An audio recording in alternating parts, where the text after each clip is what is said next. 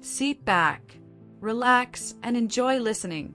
As RK moved ahead without thinking of anything else, he felt a strange pull in the dark silence of the roadside. All he could feel was an urgent call, a force that had gripped him since he saw SV's reflection in that mirror. His focus was sharp, his mind silent, with only a single thought echoing through him: to save SV. There was no logic, no possibility of her being here in this lonely place.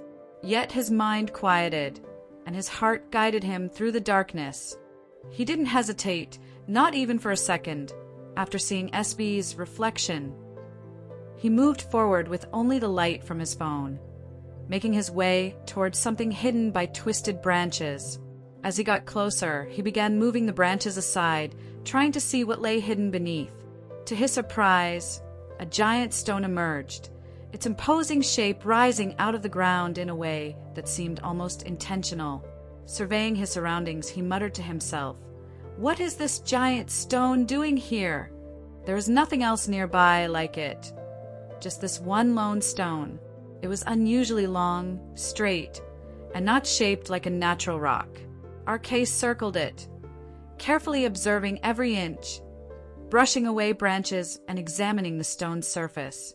Completing his circle, he hadn't found anything unusual beyond its sheer size, and the dim phone light made it hard to see any details clearly. He started to doubt himself. Maybe it was all in his head, an idea that somehow SV could be here in a place she had no reason to be. He took a deep breath, reasoning with himself. This is just my imagination. There's no reason to think she's here. I'm just wasting time. His mind tried to reassert logic, reminding him he needed to find her somewhere more likely. He thought to himself, when I'm busy here, what if something happened to her? No, nothing happened, that I won't let anything happen to her.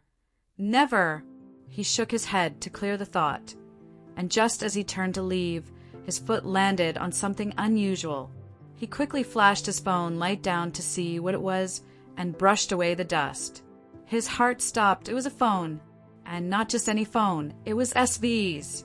Seeing it clearly, his heart raced at a dizzying speed, his mind overwhelmed with a sudden rush of fear.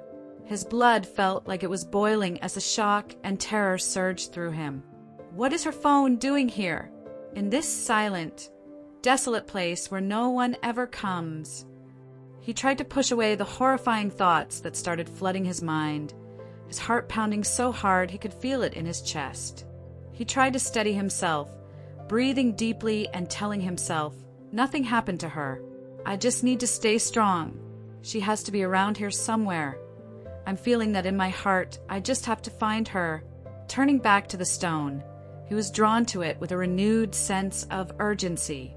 As RK moved restlessly, tearing away branches, his hands brushed against something solid. Grabbing it instinctively, he tried to yank it away, but it wouldn't budge. Frowning, he tried again, using all his strength, but it felt like the object was stuck to the stone itself, not even moving an inch. Frustrated, he shone his phone's flashlight directly onto it. For a moment, he stood there, stunned. It was a handle embedded in the stone, clearing away more branches and debris around it. He realized it wasn't just a handle. There was an entire door hidden in the stone. He stared at it in disbelief, his mind racing. What the door? In a stone? Without a second thought, he gripped the handle and pulled hard, trying to pry it open. But the door was locked tight, unmoving. Panic gripped him as he realized it wasn't going to give easily. Desperate, he threw himself against it, his shoulder slamming into the cold, unmoving stone. The pain jolted through him, but he ignored it, pulling back and slamming his body against it again and again. His shoulder throbbed, bruised from the effort, but he didn't stop. Gritting his teeth, he summoned every ounce of strength left in him, relentlessly pushing and throwing his weight against the door. Each impact echoed through the silent night, his breaths growing ragged, but he refused to back down. Finally, after countless tries, he heard a faint crack. With one last, desperate shove, the door broke open. As RK moved forward, his flashlight illuminating the dark space, he saw a figure huddled in the corner, trembling, holding her legs close, with her face buried in her knees as if trying to hide from the world. Soft, broken sobs filled the silence, and RK's heart ached as he took in the sight, every detail aligning with the haunting image from his dream earlier that night. The sudden noise of the door made the figure flinch, pressing herself further back in fear. It was evident in every movement. In a trembling voice, she whimpered, "Please don't do anything." RK's heart clenched, and he moved slowly, not wanting to alarm her further. "Don't worry, I'm not here to hurt you," he said softly, his voice as gentle as he could make it. "You can trust me." As RK moved forward, the figure continued to retreat, but soon her back hit the wall behind her, leaving her no room to escape. Her pleas grew more desperate, but RK continued to approach slowly, reassuring her that he wouldn't hurt her. Finally, as he inched closer, her fear seemed to intensify.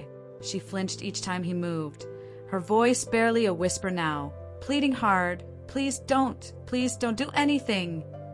Finally, RK reached out, placing a reassuring hand on her shoulder. She immediately jerked away, her body shaking uncontrollably due to fear. In the process, she lifted her face just slightly, her eyes tightly shut, but the continuous stream of tears trailing down her face was unmistakable. At that moment, the dim light caught her face, and RK's heart stopped. It was her. Her face was pale, drenched in tears, her shoulders shaking as she cried uncontrollably. She seemed completely lost, her fears so deep it seemed to drown her.